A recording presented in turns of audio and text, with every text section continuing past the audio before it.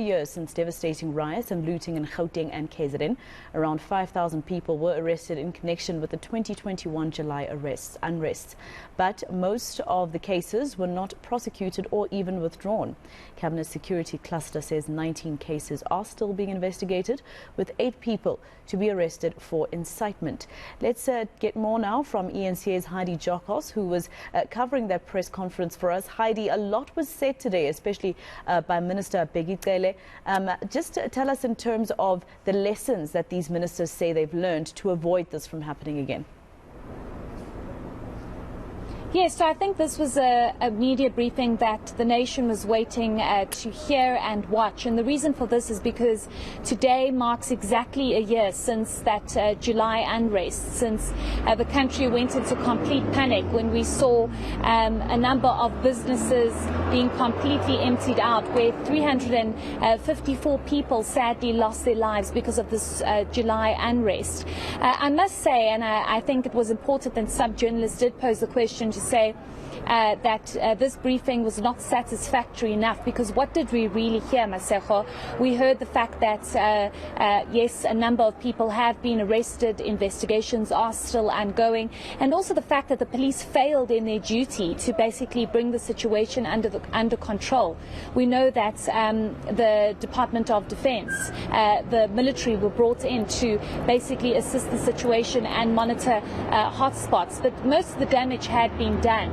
What I think is important is that the Minister of Police indicating, and I hope we have the soundbite, Masako, the Minister of Police indicating that there are still 86 people that are going to be possibly arrested and investigated further.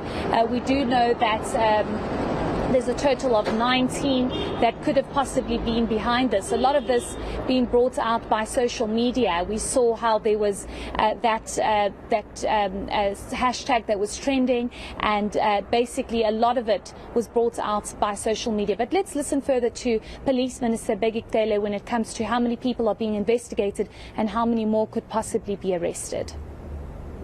The DPCI is putting eye on 86 more people. On this matter, but there are 19 that will be regarded as instigators. 8 are arrested by DPCI, which are hawks, and 11 are arrested by the detective team that was put together there. So there are 19, they remain as 19. 2 of them cases have been withdrawn, and almost all of them, they are on bail. Once you are on bail, which means there is a case to answer. That is going, I hear Tula Sizo saying could be fast and all that.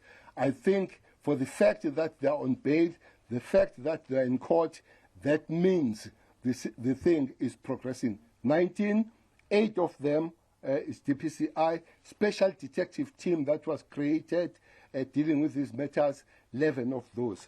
2 of them cases withdrawn. Almost rest of them, they are on bail, which means they have a case to answer.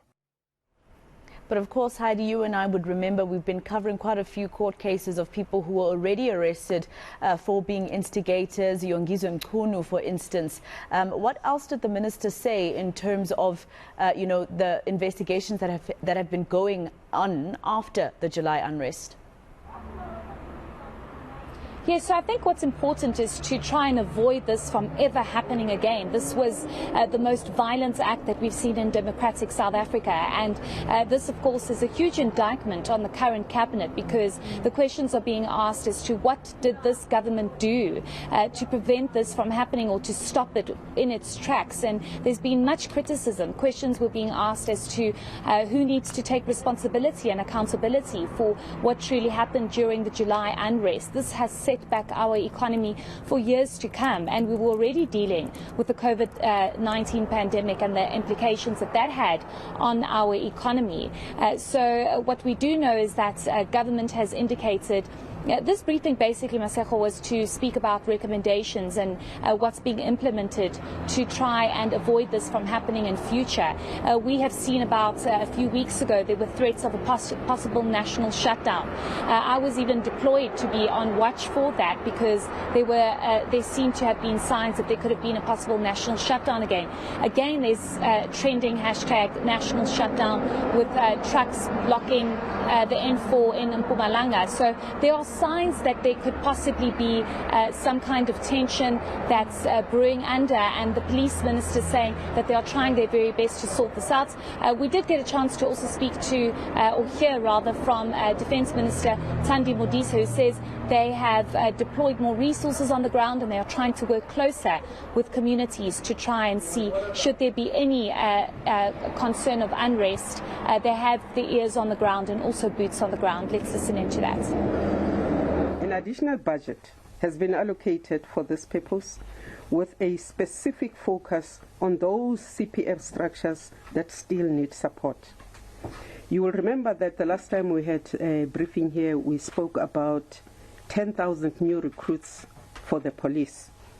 Now, in December, these recruits will be deployed to the various police stations to bolster the existing SEP's capacity. In responding effectively to public unrest, the capacitation of public order policing has been prioritized. As a result, public order policing will receive an additional 4,000 members during this financial year.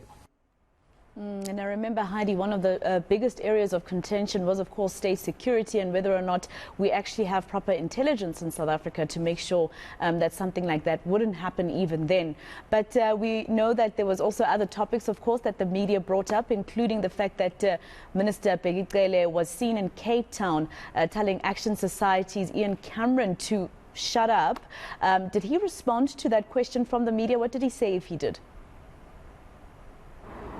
Yes, he did, Masego. I think we were all a bit wary about asking that question because the briefing was about the July unrest, but it's vital for these ministers to be asked these questions, especially when you have a minister telling an activist to shut up and basically getting police to remove him from the venue when he was raising valid questions. But I guess it was important to get the minister's version and to understand how the minister saw this. The minister did acknowledge the fact that things could have been dealt with better, but he says that Ian Cameron was given an opportunity to raise his concerns and to speak for some time about the concerns in the area, and the minister claims that Ian Cameron was not even invited to that event. However, he was given an opportunity to speak and to explain the concerns within the community. But when it was his time to stop engaging and to listen to the response of the community as well as the Minister of Police, he did not do so, and the minister says therefore he did not get the respect that he wished to get back in return that he had given and granted to Ian Cameron, and this is why he responded that way. I think it would have been necessary to push the minister a little bit more to say, but still, even though he got up and he engaged, it's because communities are tired and frustrated and they feel as though there needs to be more police visibility. If you hear what Ian Cameron said in his response to all of this, he's basically saying that 67 people died in Khayelitsha the day before, and this should be seen as something urgent that the police needs to address. But police minister saying that yes, maybe things could have been done differently, but he explains it in a way that the respect was not given back that Ian Cameron was granted, and this is why he reacted that way, I suppose, Masego. I did hear him basically say that he was provoked. Hadi Jakos live for us in Pretoria with that report. Let's leave it there for now.